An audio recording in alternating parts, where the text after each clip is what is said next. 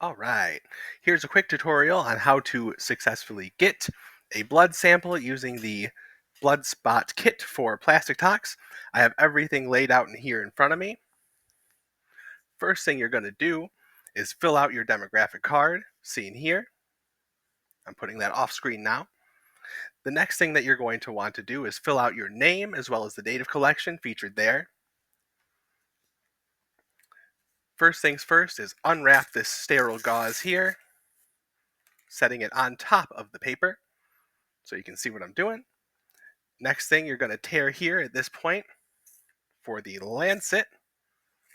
There you go. There we are. You're going to want to open this so that you have a clear place to put the sample. There we go. We come into focus. And the next step here is to take the alcohol pad and clean off the area that you're going to do. Let me move into camera a little bit better. Clean off the area that you're going to do the poke. You're going to want to let it dry for a minute or two so you're not getting all, so it won't sting quite as bad. You're going to take the poker here. Let me do this on camera as this is the part. Just a quick poke, in and out, poke. Then you're going to massage the finger. I'm not doing a good job of getting that on camera. Right there.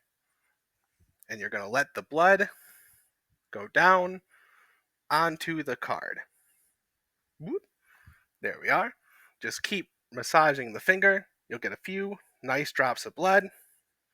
Seen here. Might have to keep the finger moving so you can keep getting the blood flowing. Just take, a minute at max. There we go. You just have to keep stroking. Some people used to call it milking the finger. Whoop. Generally takes 3 to 4 good-sized drops. You can't see I'm kind of pushing. That is not a good angle. There we go. Keep pushing down on the finger. You get a couple more, and we'll be set. There we go. That's about full, but we will do one more just to be thorough. Perfect. It went a little bit off, but that is still an adequate sample. You're going to want to keep this pinched over your finger. There you go. You can see I've done this a couple times today. So once that's all bandaged up, you're going to let this dry for a few minutes, and you're going to put it in the included sample sleeve right here. I've let the previous one dry from earlier today, which I'll bring in from off camera.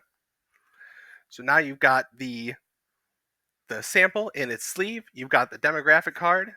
You're going to put these two together inside of the included and prepaid envelope to ship it straight to the lab.